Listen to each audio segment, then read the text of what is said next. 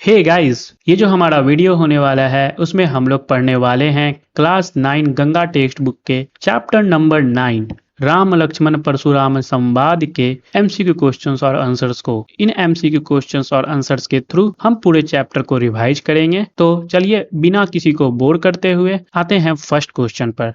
देखत भृगुपति बेसु कराला, उठे सकल भय बिकल भुआला। पंक्तियों में सभा में उपस्थित राजाओं की मन स्थिति कैसी थी? वे परशुराम का सम्मान करने के लिए उत्साहित थे, वे अपनी वीरता प्रदर्शित करने के लिए तैयार थे, वे परशुराम के भयानक रूप को देखकर भयभीत और व्याकुल थे, या फिर वे जनक के निर्णय से असंतुष्ट थे। तो इसका सही आंसर है ऑप्शन नंबर सी।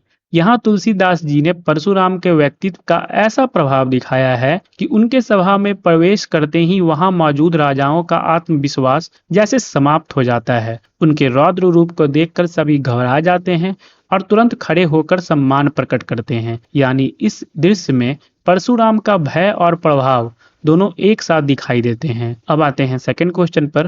राजा जनक ने परशुराम के सामने सीता को बुलाकर उनसे प्रणाम क्यों करवाया? परशुराम के प्रति सम्मान प्रकट करने के लिए, सीता को स्वयंवर की घटना समझाने के लिए, सीता को सभा से बाहर भेजने के लिए, या फिर परशुराम से विवाह संबंध की अनुमति लेने के लिए? तो इसका सही आंसर है ऑप्शन नंबर ए, परशुराम के प्रति सम्मान प्रकट करने के लिए। राजा जनक स्वयं परशुराम का आदर करते हैं और इसी परंपरा का पालन करते हुए सीता से भी उनका अभिवादन करवाते हैं। यह घटना जनक के संस्कार, शिष्टाचार और विनम्र व्यवहार को सामने लाती है। महत्वपूर्ण बात यह है कि सीता के प्रणाम करने पर परशुराम भी उन्हें आशीर्वाद देते हैं, जिससे वहां मौजूद उनकी सखियों को भी राहत और प्रसन्नता होती है। अब आते हैं थर्ड क्वेश्चन पर। परशुराम ने शिव धनुष को टूटा हुआ देखकर जनक से कठोर शब्दों में प्रश्न क्यों किया? उन्हें स्वयंवर की व्यवस्था पसंद नहीं थी, वे सीता के विवाह का विरोध करना चाहते थे, उन्हें लगा कि जनक ने जानबूझकर उनका अपमान किया है, या फिर शिव धनुष उनके लिए अत्यंत महत्वपूर्ण था और उसके टूटने से वे अत्यधिक क्रोधित हो उठे थे। तो इसका सही आंसर है ऑप्शन नंबर डी। परशुराम के लिए शिव का धनुष कोई सामान्य धनुष नहीं था। जब उन्हें पता चलता है कि वह टूट चुका है और फिर उनकी नजरें उसके टूटे हुए टुकड़े पर पड़ती हैं, तो उनका क्रोध और भड़क जाता है। इसी गुस्से में वे राजा जनक से तुरंत पूछते हैं कि आखिर इस धनुष को तोड़ने वाला कौन है? उनकी भाषा से उनकी नाराजगी की तीव्रता साफ दिखाई देती है। अति डरू उतरू देत नृप नाही। पंक्ति राजा जनक की किस मन स्थिति को व्यक्त करती है? प्रसन्नता, भय और असमंजस, अहंकार, या फिर उत्सुकता? तो इसका सही आंसर है ऑप्शन नंबर बी। परशुराम के तेवर इतने कठोर हैं कि राजा जनक भी उनके सामने सहज होकर उत्तर नहीं दे पाते, वे डर के कारण मौन हो जाते हैं। यहाँ जनक की चुप्पी केवल सामान्य मौन नहीं है, बल्कि ऐसी परिस्थिति को दिखाती है जहाँ सामने वाले के क्रोध के कारण व्यक्ति कुछ कहने की स्थिति में ही नहीं रहता। अब आते हैं फिफ्थ क्वेश्चन पर। कुटिल भूप हर्षे मनमाही के माध्यम से तुलसीदास ने सभा में उपस्थित कुछ राजाओं के किस भाव को दिखाया है? करुणा, विनम्रता, ईर्ष्या और कुटिलता, सहानुभूति? इसका सही आंसर है ऑप्शन नंबर सी। यहाँ तुलसीदास जी मानव स्वभाव का एक नकारात्मक पक्ष भी सामने रखते हैं। जब जनक परशुराम के भय से कुछ नहीं बोल पाते, तो कुछ दूसरे राजा उनकी परेशानी देखकर भीतर ही भीतर खुश होते हैं। उनकी यह खुशी किसी उपलब्धि की नहीं, बल्कि दूसरी व्यक्ति की कठिनाई से मिलने वाले संतोष की है। इसलिए इन राजाओं में ईर्ष्या और कुटिलता का भाव दिखाई देता है। अब आते हैं सिक्स क्वेश्चन पर। अरध निमेष कल्प संविता में अरध निमेष और कल्प के प्रयोग से कौन सा भाव व्यक्त होता है? भय के कारण समय का अत्यंत लंबा प्रतीत होना, प्रसन्नता के कारण समय का जल्दी बीतना, युद्ध की तैयारी में लगने वाला समय, या फिर स्वयंवर के लंबे समय तक चलने का वर्णन? तो इसका सही आंसर है ऑप्शन नंबर ए। सीता के लिए वह क्षण बेहद तनावपूर्ण था। परशुराम का क्रोध देखकर उन्हें आगे क्या होगा इसकी चिंता सताने लगती है। इसी मानसिक स्थिति को तुलसीदास जी ने समय के विस्तार के रूप में व्यक्त किया है। एक बहुत छोटा सा क्षण भी उन्हें बेहद लंबा महसूस होता है। इससे सीता के भय और बेचैनी की तीव्रता का पता चलता है। अब आते हैं सेवंथ क्वेश्चन पर। हृदयम न हर्षु विषादु कछु बोले श्री रघुबीरु। पंक्ति राम के व्यक्तित्व की किस विशेषता को सबसे अधिक स्पष्ट करती है? क्रोध, वीरता का प्रदर्शन, राजनीतिक चतुराई, या फिर भावनात्मक संतुलन और धैर्य? तो इसका सही आंसर है ऑप्शन नंबर डी। पूरी सभा में तनाव का वातावरण है, सीता चिंतित हैं, जनक भयभीत हैं और दूसरे लोग भी परशुराम के क्रोध से परेशान हैं। लेकिन राम इस परिस्थिति में अपना संतुलन नहीं खोते। वे ना तो डरकर विचलित होते हैं और न ही क्रोध का जवाब क्रोध से देते हैं। यही धैर्य, संयम और भावनात्मक संतुलन राम के चरित्र की सबसे बड़ी विशेषताओं में से एक है। अब आते हैं 8th क्वेश्चन पर।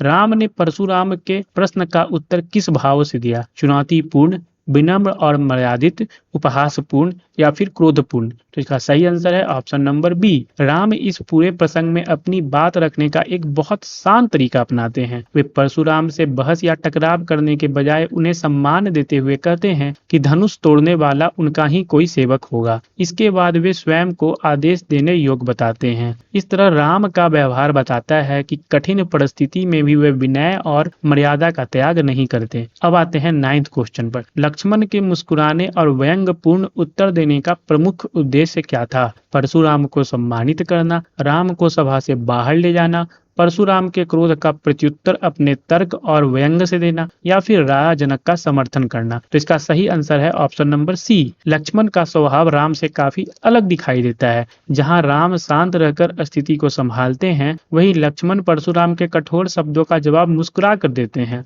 वे अपने बचपन में कई धनुष तोड़ने की बात कहकर परशुराम के अत्यधिक क्रोध पर अप्रत्यक्ष रूप से प्रश्न उठाते हैं।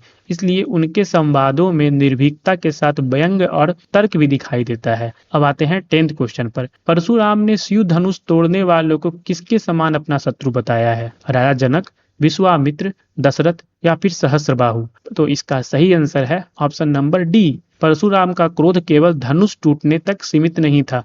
वे उस व्यक्ति को अपना बहुत बड़ा शत्रु मानते हैं जिसने शिव धनुष को तोड़ा है। इसी संदर्भ में वे सहस्त्रबाहु का उदाहरण देते हुए कहते हैं कि धनुष तोड़ने वाला उनके लिए उसी के समान शत्रु है। इससे यह भी स्पष्ट होता है कि इस प्रसंग में परशुराम के पुराने वैर की स्मृति उनके क्रोध को और तीव्र बनाती है। अब आते हैं 11th क्वेश्चन पर। बहु धनु ही तोड़ी लड़काई, कबहू न असी रीस किन्हीं गोसाई में लक्ष्मण किस प्रकार की शैली का प्रयोग करते हैं? विनम्र प्रार्थना, करुणा भाव, व्यंग्यात्मक एवं चुनौतीपूर्ण शैली या फिर भक्तिपूर्ण शैली?